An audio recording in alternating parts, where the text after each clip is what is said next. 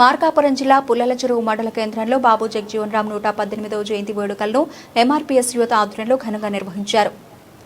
ఈ సందర్భంగా బాబు జగజీవన్ రామ్ విగ్రహానికి పూలమాలలు వేసి నివాళులర్పించారు. అనంతరం జరిగిన సభలో వక్తలు మాట్లాడుతూ సామాజిక న్యాయం, సమానత్వం కోసం బాబూజీ చేసిన సేవలు చిరస్మరణీయమని కొనియాడారు. అణగారిన వర్గాల అభ్యున్నతి కోసం జీవితాంతం శ్రమించిన మహానేత అని పేర్కొన్నారు.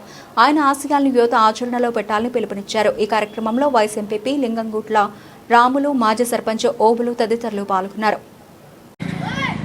మాజీ ఉప ప్రధాని, స్వతంత్ర సమరయోధులు, సామాజిక సమానత్వం కోసం, ఈ బడుగు బలహీన వర్గాల కోసం పాటుపడ్డటువంటి వ్యక్తి బాబు జగజీవన్ రామ్ గారు.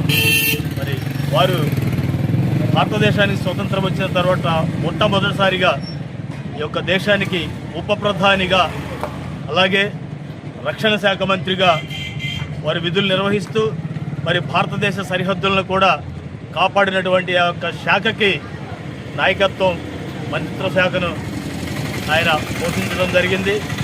అలాగే మరి ఇంకా విదేశాంగ శాఖ, అలాగే ఇలా చెప్పుకుంటూ పోతే 11 సార్లు పార్లమెంటేరియన్గా ఎన్నికైనటువంటి గొప్ప నాయకులు బాబు జగజీవన్ రామ్ గారు. సుమారు ఆయన జీవితం అంతా ప్రజాసేవకి అంకితమైంది. 56 సంవత్సరములు సుదీర్ఘ రాజకీయాల్లో ఆయన ప్రజలకు సేవ చేసినటువంటి వ్యక్తి.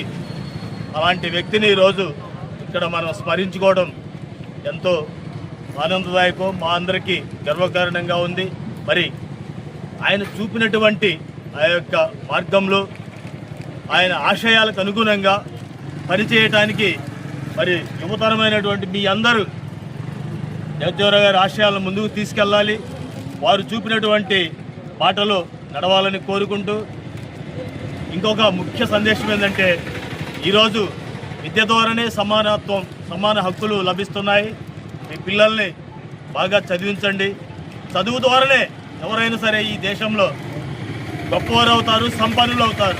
చదువు లేకపోతే ఏమీ చేయలేం. మనకి ఈ యొక్క మరి రాజ్యాంగంలో మనకి ఇచ్చినటువంటి ఆ హక్కులు యొక్క మరి రిజర్వేషన్ ఫలాలు వీటన్నిటిని మనం పొందుచు మన పిల్లలందరినీ చదివించుకొని జీవితంలో వారిని గొప్పగా చేసుకుంటే మరి ఆయన యొక్క ఆశయాలకు, ఆయన యొక్క ఆదర్శాలకు మనం నిజంగా ఘనమైన నివాళులు అర్పించిన వారు అవుతామని తెలియజేసుకుంటూ ఈ అవకాశం ఇచ్చిన మీ అందరికీ హృదయపూర్వక